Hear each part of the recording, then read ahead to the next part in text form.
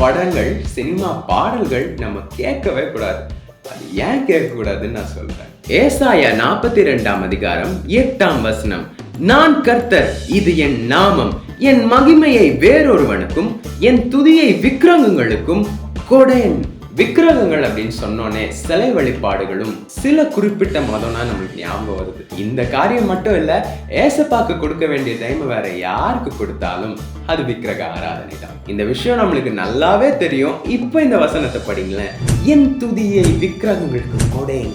இப்போ கொஞ்சம் யோசிச்சு பாருங்க. நீங்க பார்த்த படங்கள், சீரியல், சீரீஸ் எதுவா இருக்கட்டும், ஹீரோயினை பார்த்து பாடாத படங்கள் கம்மிதான்.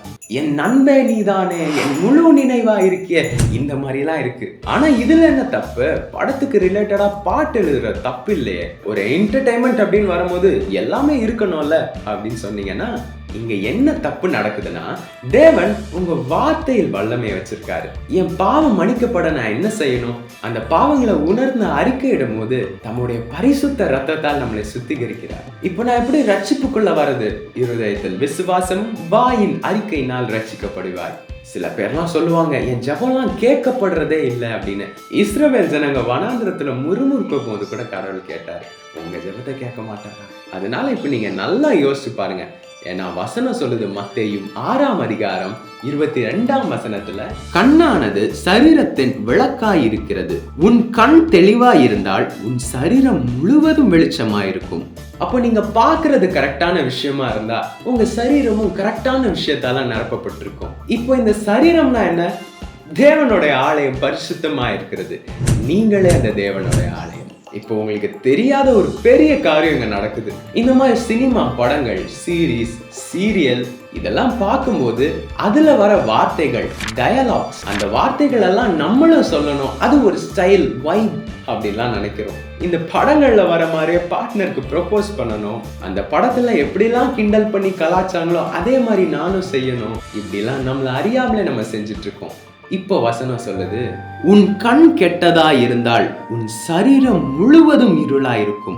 இப்படி உள்ளத்தில் வெளிச்சம் இருளா இருந்தால் அவ்விருள் எவ்வளவு அதிகமா இருக்கும். இந்த வார்த்தை எந்த விஷயத்தை குறிப்பிடுதுன்னா, ஏதோ தப்பு இல்லை, ஒரு பெரிய தப்பை செஞ்சுட்டு இருக்கீங்கன்னு நினைச்சுக்கோங்க. ஏன் இதுல என்ன தப்பு? அதான் எல்லாரும் செய்யறாங்களே, நான் செஞ்சா மட்டும் தப்பா? உங்களுக்கு தேவனுடைய வார்த்தை என்னன்னா, தேவனை அறியாதவர்களுடைய மார்க்கத்தை கற்றுக்கொள்ளாதிருங்கள். நான் மறுபடி சொல்றேன், அவர் உங்களை குப்பையா இல்ல, அவர் வாசம் செய்யும் பரிசுத்த ஆலயமா பார்க்கிறாரு, மாளிகையாக பார்க்கிறாரு. பேர்பட்ட விஷயத்தை விட்டு மனம் மாறி போய் அவரை துக்கப்படுத்திட்டு தான் இருக்கும். அதனாலதான் அவர் சொல்றாரு, என் நாமத்தின் பரிசுத்தம் எப்படி குலைக்கப்படலாம்? என் மகிமையை நான் வேறு ஒருவனுக்கும் கொடேன். இப்போ கொஞ்சம் யோசிச்சு பாருங்க. இந்த மை லைஃப், மை ரூல்ஸ் எல்லாம் தூக்கி போட்டுட்டு தேவனோட பிரசன்னத்தை உணர்ந்து பாருங்க. இப்போ கொஞ்சம் யோசிச்சு பாருங்களேன். இயேசுவே ஒளியா இருக்கிறார். நமக்கு வந்த பெரிய கிருபையே அவர்தான். ஆனா நீங்க பார்க்கிற காரியம் தப்பாக இருக்கும்போது, அவர்களோ கலகம் பண்ணி அவருடைய பரிசுத்த ஆவியை விசனப்படுத்தினார்கள். அதனாலே அவர் அவர்களுக்கு விரோதமாய் சத்ருவாய் மாறி அவரே அவர்களுக்கு விரோதமாய் யுத்தம் பண்ணினார். என்னது, ஏசப்பா இப்படி செய்வாரா? அவர் எவ்வளவு கிருபை உள்ளவர் தெரியுமா அப்படின்னு நீங்க கேட்கலாம். வசனத்தை திருப்பி படிக்கிறேன். இப்படி உன்னில் உள்ள வெளிச்சம் இருளா இருந்தால் அவ்விருள் எவ்வளவு அதிகமாயிருக்கும். இதனாலதான் சொல்றேன், உங்களை அறியாமலே ஏசப்பாவை துக்கப்படுத்திட்டு பிசாசுக்கு இடம் கொடுத்துட்டு இருக்கீங்க. இதெல்லாம் பண்ணிட்டு அதுக்கப்புறம் பிசாசு பிடி, வியாதி, பாவக்கட்டு, நோய், மரணம் இதெல்லாம் நீங்க தான் ஃபேஸ் பண்ணிக்கணும். இப்ப நான் சொன்ன பிசாசோட தந்திரம் எதுலலாம் இருக்கோ அதெல்லாம் விக்கிரகமா தான் உங்க லைஃப்ல இருக்குது. ஒருவேளை நீங்க பாக்குற கிரிக்கெட்டா இருக்கலாம், நீங்க பாக்குற காமெடி ஷோஸா இருக்கலாம்.